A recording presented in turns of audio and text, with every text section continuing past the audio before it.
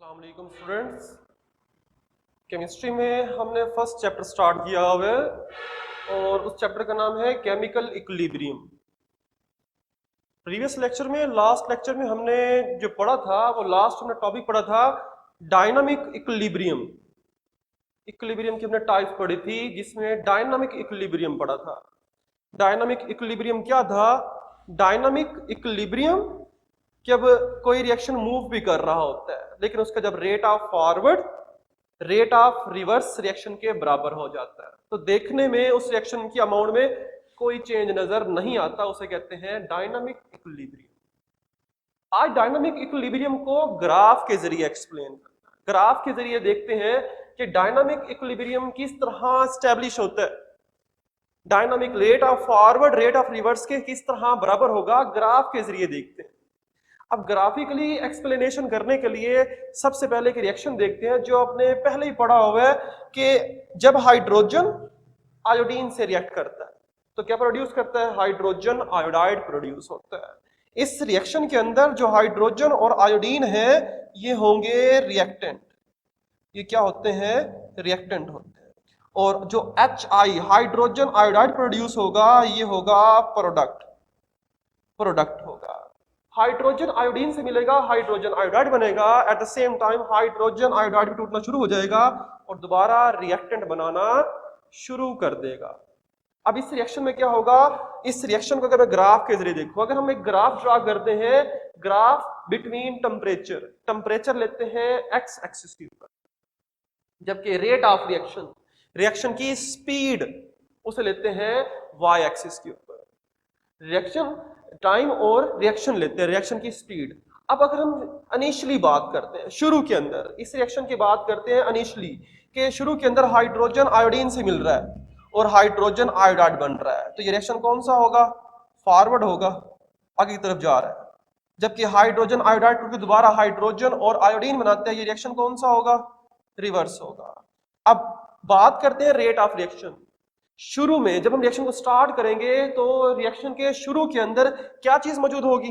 Reaction के शुरू के अंदर सारे का सारा हाइड्रोजन और आयोडीन होगा और प्रोडक्ट तो भी नहीं बना होगा, तो शुरू में सारे का सारा क्या होगा? रिएक्टेंट होगा।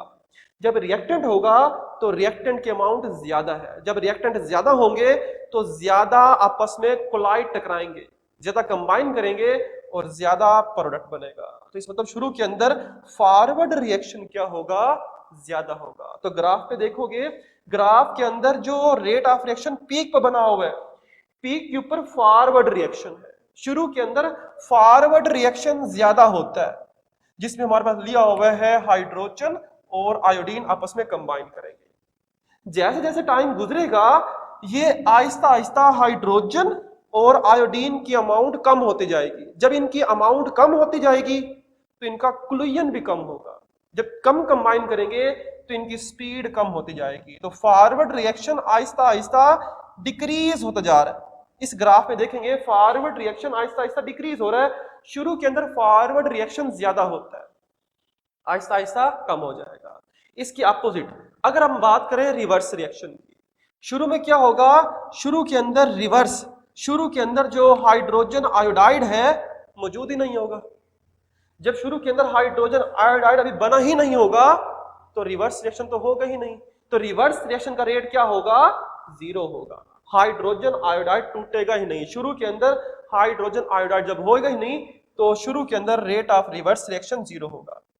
जैसे जैसे हाइड्रोजन आयोडाइड बढ़ता जाएगा, जब हाइड्रोजन आयोडाइड बढ़ जाएगा तो फिर ये भी रिएक्टेंट में टूटना शुरू हो जाएगा। जब ये रिएक्टेंट में टूटना शुरू हो जाएगा तो फिर इसकी स्पीड आहिस्ता आहिस्ता इंक्रीज होगी। जितना हाइड्रोजन आयोडाइड बढ़ता जाएगा उतनी स्पीड इसकी बढ़ती जाएगी। मतलब कि रिएक्शन की स्पीड उसकी कंसंट्रेशन पर डिपेंड कर रही है।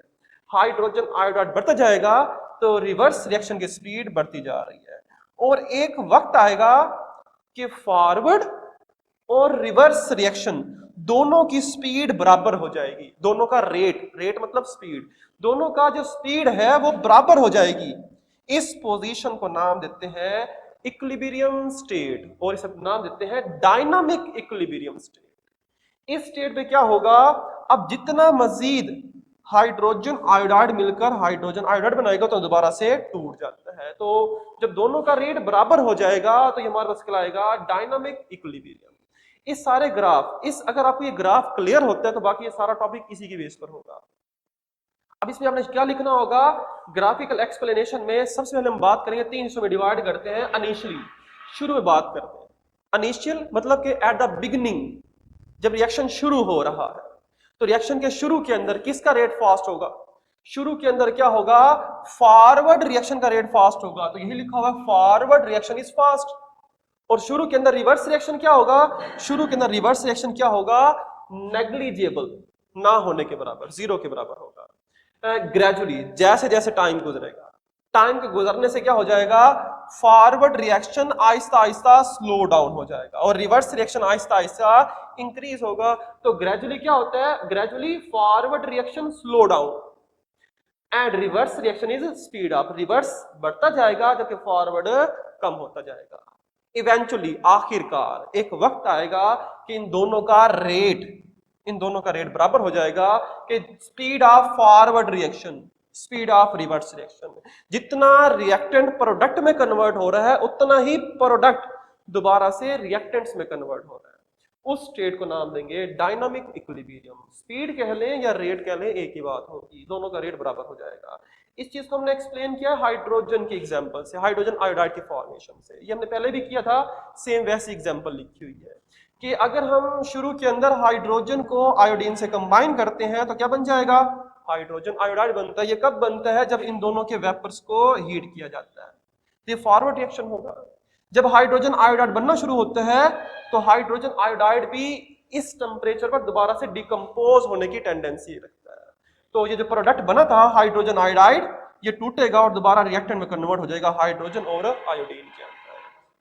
तो मतलब रिएक्टेंट से प्रोडक्ट बन रहा है, फॉरवर्ड हो रहा है, और प्रोडक्ट से दोबारा रिएक्टेंट्स बन रहे हैं तो रिवर्स हो रहे हैं।